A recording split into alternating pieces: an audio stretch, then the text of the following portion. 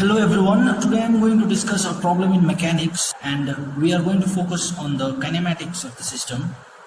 That is, the motion of the system would be analyzed without bothering about the forces acting on the system. First of all, I'm going to discuss this diagram. We have a mechanism and there is a crank wheel that is rotating at an angular velocity of 6 radian per second. It has an angular acceleration of 5 radian per second. The crank has a length of 0.2 meters. Crank is connected to a connecting rod which has a length of 0.8 meters, and then this connecting rod is connected to a slider that is moving along this path, which is at an angle of 30 degrees to the horizontal. This is the setup.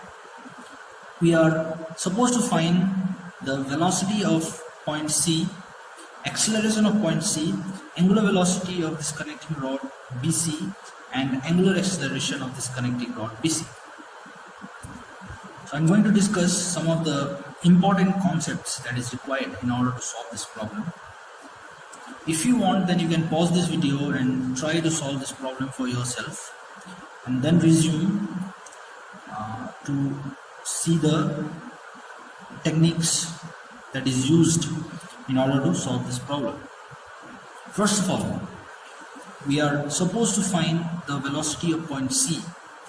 So before finding the velocity of point C, we need to find the velocity of point B, because the power is getting transmitted to this crank, and since this point B is a common point between crank and connecting rod, we need to find the velocity of point B. Then we can find the velocity of point C.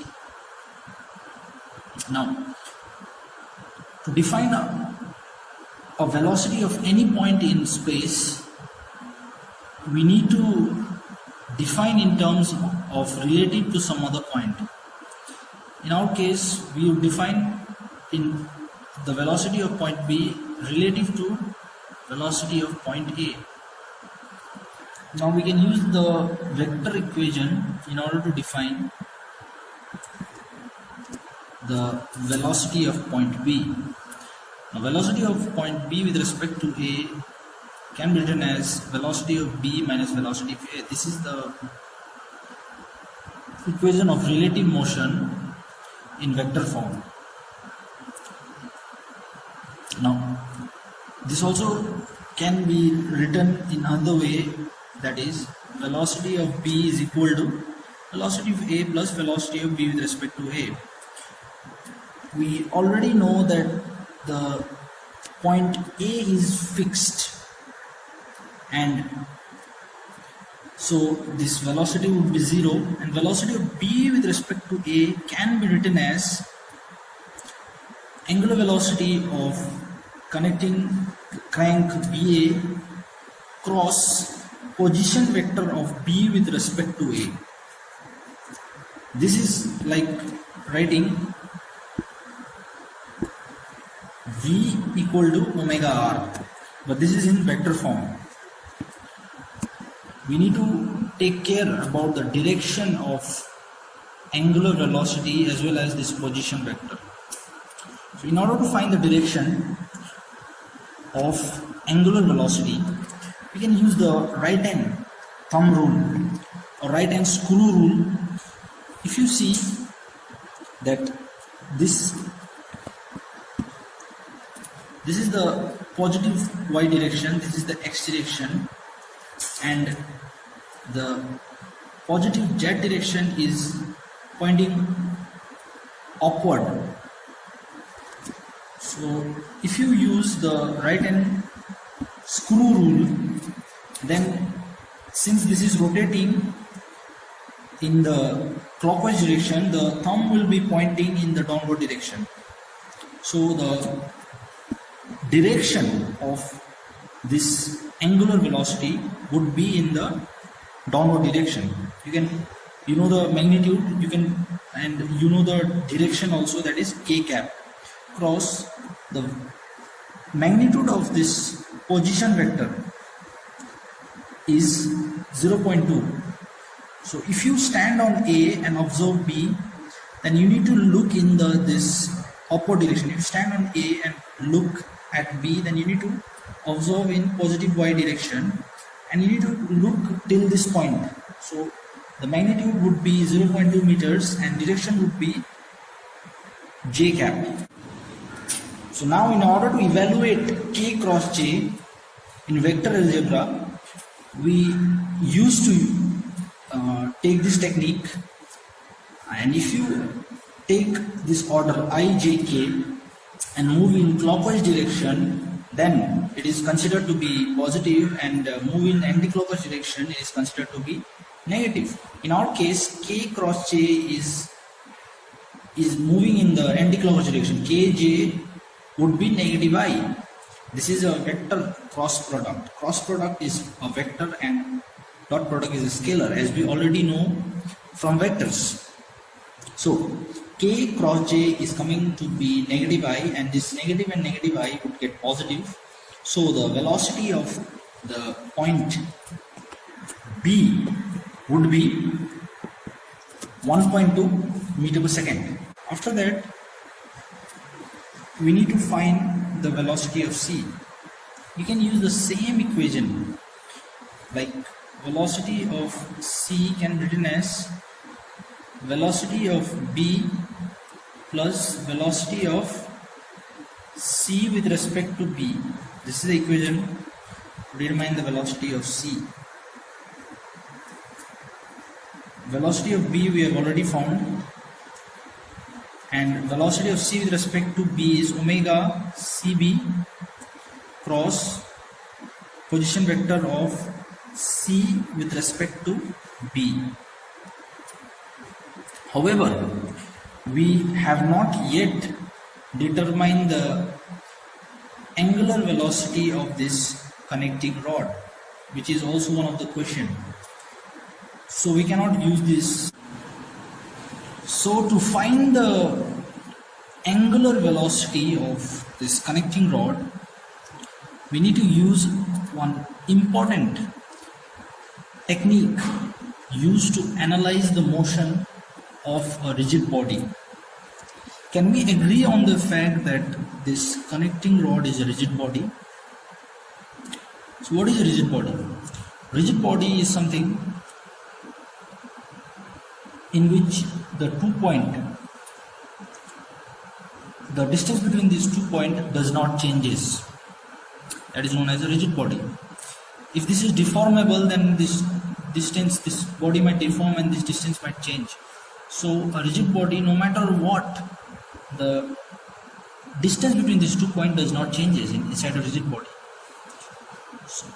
And this rigid body, this connecting rod, in this situation is carrying out a complex motion, which is a combination of linear motion as well as rotational motion. Let me demonstrate that fact by using an example. So if you see, this is the crank, and in this case, this is the situation of this connecting rod. This is the crank and this is the situation of the connecting rod. So if you can see that if this crank has moved by some angle, then consequently the slider would slide little further along this path and reach to this point. You can observe that this whole connecting rod has translated little forward, as well as it has rotated by some angle theta. It has translated by some distance and as well as rotated by some angle. That is why it is carrying out a combination of translational as well as rotational motion. To reduce this complex motion into simple rotational motion, we would use a technique called eye-center method. Eye-center method is also known as instantaneous center method. This problem is being analyzed at a particular instant, at this instant. So hence we can use instantaneous center method. In this method, first we need to take 2 points on a rigid body, note down the direction of those 2 points, direction of the velocity of those 2 points. In this case, let us take B and C. Now B is at this particular instant, is the direction of its velocity is in this direction, and C is, since it is moving in this direction, at this particular instant the direction of its velocity is in this direction. We need to then take perpendicular perpendicular to this velocity. We need to draw a line perpendicular to this velocity, and the point where these two perpendicular meet is known as the instantaneous center. And it can be considered that at this particular instant, this whole connecting rod is in a pure rotational motion about this instantaneous center. So therefore the problem is now reduced, the motion of this system is reduced to a pure rotational motion. Find the velocity of point B with respect to the instantaneous center I. Velocity of point B with respect to instantaneous center I. We can use this vector equation, that is the angular velocity of B with respect to I cross the position vector of B with respect to I. But you can see that this point B is a point, single point, and we have already calculated its velocity. So we can directly take that velocity in this equation, and also this angular velocity of B with respect to I is same as the angular velocity of this connecting rod BC, because angular velocity and angular acceleration are the property of a particular body. Okay, doesn't change. So we can use this formula. Angular velocity of B with respect to I.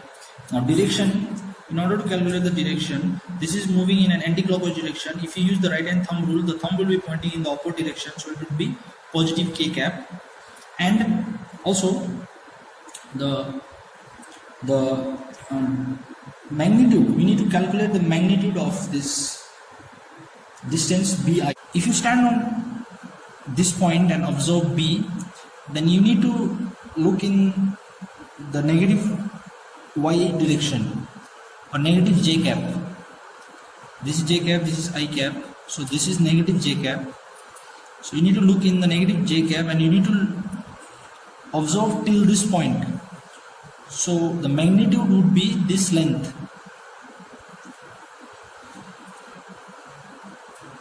Now another concept comes in order to determine this length, that is the geometry. You can see that this is a right angle triangle, and we already know the base of this triangle, that is the length of the connecting rod, that is 0.8 meters. We just have to find this angle. To find that angle, first of all, we already know that this is at an angle of 30 degree. You draw a perpendicular here, then this is 90 minus 30, that is 60 degree. Also, this angle is 90 degree because we have drawn perpendicular to this motion. So this is 90 degree. So that is why this angle would again be 30 degree. So this and this line are parallel line, and therefore this angle is alternate angle to this angle, that is this is 30 degree. So in this right angle triangle, this is 30, this is 60 degree. We already know this, we can find out this easily. We can use tan 60 is equal to BI by perpendicular by base, that is BC.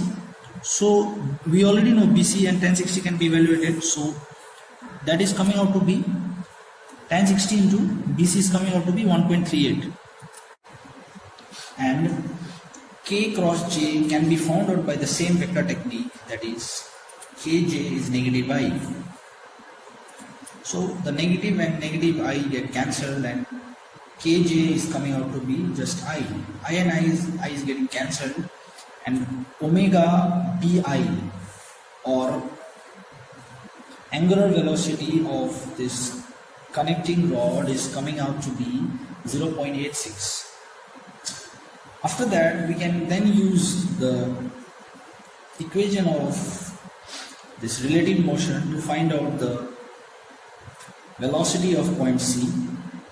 If you plug in the value of the angular velocity of the connecting rod, then you get 0.86 K cap cross 0.8 I.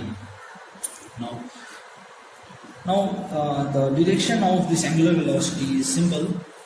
We use the right hand thumb rule, then the thumb is pointing in the upward direction. Since this is moving in the anti-clockwise direction, so it is K cap.